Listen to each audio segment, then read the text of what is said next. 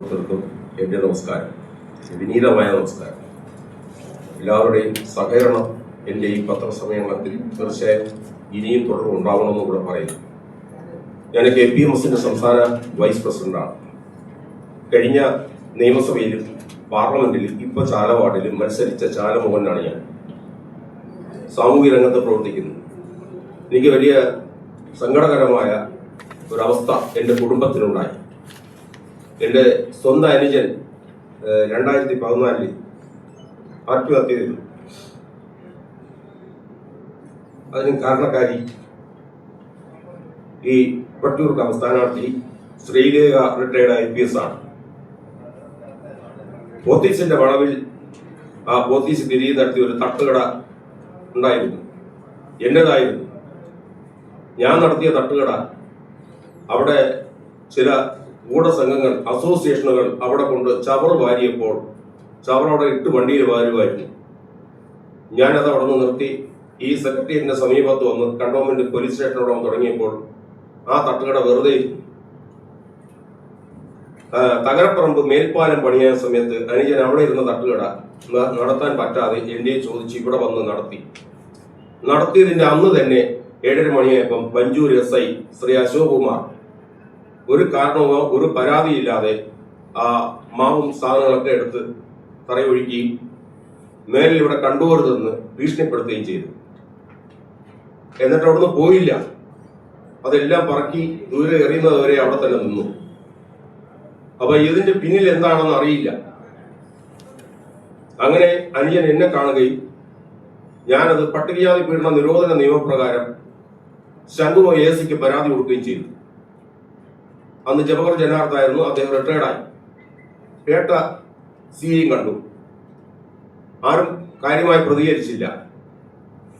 അനിയൻ ഈ തട്ടുകട പരാതി കൊടുത്ത് ആഗസ്റ്റ് 2014 ആഗസ്റ്റ് 27 അനിയൻ ബാലരാമപുരത്തെ വീട്ടിൽ തൂങ്ങി മരിച്ചു. അപ്പൊ അനുജന്റെ മരണത്തെ തുടർന്ന് ഞാൻ വിഷമത്തിലായിരുന്നു.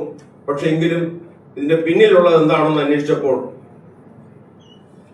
ഞാൻ പോത്തീസിൽ തൊഴിലാളി യൂണിയൻ ഉണ്ടാക്കി അവിടുത്തെ തൊഴിലാളി പ്രശ്നത്തിൽ ഇടപെട്ടതിന്റെ വിരോധം പോത്തീസ് മുതലാളിക്കുണ്ടായിരുന്നു. ഒരു ദിവസം പോത്തീസ് അടക്കേണ്ടി വന്നു. ഞാൻ SDPയുടെ ട്രേഡ് യൂണിയന്റെ തിരുവനന്തപുരം ജില്ലാ സെക്രട്ടറി ആയിരുന്നു.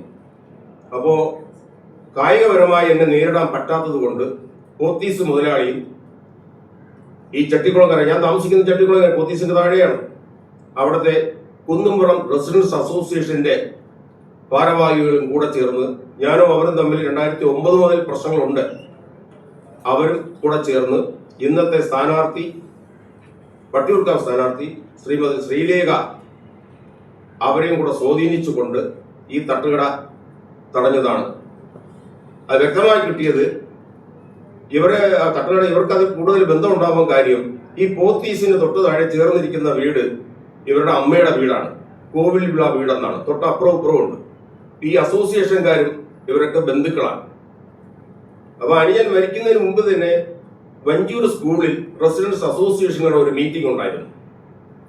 ആ മീറ്റിംഗിൽ ഞങ്ങൾ പോയി പരാതി കൊടുത്തു. DCP ബഹുമാനപ്പെട്ട അജിത ബീഗമായിരുന്നു. അപ്പോൾ ആ പരാതി സമയത്താണ് ഈ അസോസിയേഷന്റെ ഭാരവാഹികൾ പറഞ്ഞത് തട്ടുകട തടഞ്ഞത് ഞങ്ങളല്ല, ശ്രീലേഖ IPS ആണ് തടഞ്ഞതെന്ന് അവിടെ പറയുകയാണ്. അപ്പോഴാണ് എനിക്ക് വ്യക്തമായത്. അനിയന്റെ മരണത്തെ തുടർന്ന് ബാലനാപുരം പോലീസ് സ്റ്റേഷനിൽ FIR ഇട്ടു. സ്വാഭാവിക മരണത്തിന് കേസെടുത്തു. അതിനുശേഷം DCPക്ക് ഞാൻ പരാതി കൊടുത്തു. ഞാൻ പരാതി കൊടുക്കാൻ വേറെ കാരണം കൂടെ ഉണ്ട്. ഞാൻ സിറ്റി പോലീസിന്റെ തിരുവനന്തപുരം ജില്ലാ സിറ്റി പോലീസ് കമ്മീഷണറെ SC/ST ജില്ലാതല മോണിറ്ററിംഗ് കമ്മിറ്റി മെമ്പർ കൂടെയാണ്. അപ്പോൾ അജിത ബീഗത്തിന് മാഡത്തിന് ഇത് മനസ്സിലായി. അവരന്വേഷിക്കാൻ crime branch SCP Shri KE Baiju അദ്ദേഹത്തിന് നിർദ്ദേശം കൊടുത്തു. അദ്ദേഹം ഒരു മനോഹരൻ എന്ന് പറഞ്ഞ ഒരു ക്രൈം SIയെ കൊണ്ട് എന്നെ ഭീഷണിപ്പെടുത്തി സ്റ്റേറ്റ്മെന്റ് എടുത്തു. ഞാൻ ഇറങ്ങിപ്പോയി. തിരിച്ച് അദ്ദേഹം ഒരു SI വിട്ട് എന്നെ വിളിച്ചു എന്ന് പറഞ്ഞു, അദ്ദേഹം കൊടുക്കണം, മാഡത്തിന് ഞങ്ങൾക്ക് മറുപടി കൊടുക്കണമെന്ന് പറഞ്ഞു.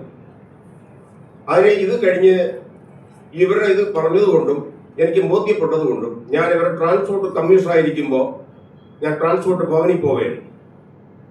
നേരിട്ട് പോയി ചോദിക്കുകയാണ്, നിങ്ങൾ ഇതെന്താണ് ചെയ്തത്? കാര്യം ഇവരറിയാലോ, അടുത്തല്ലേ താമസം. ഓരോ പറഞ്ഞ തെളിവുണ്ടോ, ഞാൻ ആരെന്നറിയാവോ, വെറുതെ ജീവിക്കുന്നത് മര്യാദയ്ക്ക് ജീവിച്ചോ, അന്ന് എന്നെ ഭീഷണിപ്പെടുത്തി. ഇവർ അതേ വർഷം 2014 വനിതയ്ക്ക് ഒരു അഭിമുഖം കൊടുത്തിരുന്നു, വനിതാ മാഗസിനിൽ. എന്റെ കാക്കി പലരെയും ദ്രോഹിച്ചിട്ടുണ്ടെന്ന് ഞാൻ അവരോട് ചോദിക്കുകയും ചെയ്തു. അപ്പൊ അവർ പറഞ്ഞത് അതൊന്നും ഞാൻ കൊടുത്തതല്ല. അപ്പൊ ഞാൻ പറഞ്ഞു, അങ്ങനെയെങ്കിൽ നിങ്ങൾ എന്താ അവർക്കെതിരെ കേസ് കൊടുക്കാത്തെന്ന് ചോദിച്ചു. അപ്പൊ അവസാനം എന്നെ ഭീഷണിപ്പെടുത്തി അവിടെ നിന്ന് ഇറക്കി വിട്ട് ഞാൻ അവിടെ നിന്ന് പോയി. പക്ഷേ കള്ളക്കേസിൽ കൊടുക്കും, എന്നെ ഉപദ്രവിക്കുമെന്ന് എനിക്ക് നല്ല അറിയാവുന്നതുകൊണ്ട് ഞാൻ അന്ന് കൂടുതലായി ആ കാലഘട്ടത്തിൽ പരാതിയായിട്ട് മുമ്പോട്ട് പോയില്ല. കാര്യം എനിക്ക് 2 കുട്ടികളാണ്, എൻ്റെ മകൻ ഭിന്നശേഷിയാണ്. അപ്പം നമുക്ക് ജീവിക്കണമല്ലോ. ഇവരെ ഇപ്പോ ശാസ്ത്രമംഗലത്ത് ജയിച്ചപ്പോൾ ഞാൻ BJPയുടെ സംസ്ഥാന ഓഫീസിൽ ഈ തിരുവനന്തപുരം ജില്ലയുടെ പ്രഭാരിയെ വിളിക്കുകയാണ്. ആലപ്പുഴക്കാരൻ സോമൻ എന്നാണ്. അദ്ദേഹത്തെ വിളിച്ചിട്ട് പറഞ്ഞു, ഇവരെ മേയർ സ്ഥാനത്തേക്ക് കൊണ്ടുവരണമെങ്കിൽ തൊട്ടടുത്ത ദിവസം ഞാൻ പത്രസമ്മേളനം വയ്ക്കുമെന്ന് പറഞ്ഞു. ഞാൻ വിളിച്ചു പറഞ്ഞു, ഇവരെ മേയർ ആക്കുകയാണെങ്കിൽ പത്രസമ്മേളനം വയ്ക്കും, എന്റെ അനിയന്റെ കൊലപാതകയാണെന്ന് പറഞ്ഞു. അവർ നേരിട്ട് കൃത്യം ചെയ്തില്ലെങ്കിലും അവരതിനെ വേണ്ട പ്രോത്സാഹിപ്പിച്ച് വഞ്ചൂർ SI ഈ അശോക് കുമാർ ഇപ്പോ വലിയതുറ പോലീസ് സ്റ്റേഷൻ SHO ആണ്. ഇത് അന്വേഷിക്കണം.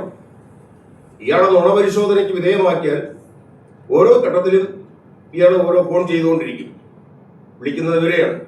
അത് കാരണം ഞാൻ ചോദിക്കാൻ കാരണം, അദ്ദേഹത്തിനോട് തർക്കിക്കാൻ കാരണം, 2014 മാർച്ച് 5-ാം തീയതി പാർലമെന്റ് വഴിയോര കച്ചവടം പാസാക്കി, എക്സ്ട്രാ ഓർഡിനറി ഗസറ്റ് വിജ്ഞാപനമായി. അപ്പൊ പാർലമെന്റ് പാസാക്കിയ ഒരു ചട്ടത്തിനെതിരെ പോലീസ് ആ തട്ടുകട ഒഴിപ്പിക്കണമെങ്കിൽ ആ ചട്ട മാനദണ്ഡ പ്രകാരം നോട്ടീസ് കൊടുക്കണം, പകരം സ്ഥലം കണ്ടെത്തി കൊടുക്കണം. അതെല്ലാം നഗരസഭയാണ് ചെയ്യേണ്ടത്. അതുകൊണ്ടാണ് ചോദ്യം ചെയ്തത്. അതിന്റെ ഉത്തരവൊക്കെ എന്റെ കയ്യിലുണ്ട്. ഞാൻ ഈ പരാതി കൊടുത്തതിന്റെ രേഖകളെല്ലാം എന്റെ കയ്യിലുണ്ട്. ഇവർക്ക് സിറ്റി പോലീസ് കമ്മീഷണർ കമ്മിറ്റിയിൽ ഞാൻ ഇവരുടെ പരാതി പറഞ്ഞിരുന്നു, അത് എന്റെ കയ്യിലുണ്ട്. കമ്മീഷണർ ഓരോ മീറ്റിംഗിലും ആ സമയത്ത് ഞാൻ ഇവരുടെ പരാതി പറയും. പക്ഷെ എനിക്ക് മറുപടി അതിനെക്കുറിച്ച് കൂടുതൽ തരില്ല. പരാതി പറഞ്ഞതിന്റെ പേരൊക്കെ അജിതാബിന്റെ ശ്രീലേഖ എന്നൊക്കെ പറഞ്ഞു തരുള്ളൂ. അപ്പോ ഈ സ്ത്രീ ചെയ്ത കാര്യങ്ങളെ കുറിച്ച് പൊതുസമൂഹം അറിയണം. ഇവരെ ജയിപ്പിച്ചവർ ഇത് അറിയാതെ ജയിപ്പിച്ചതാണ്.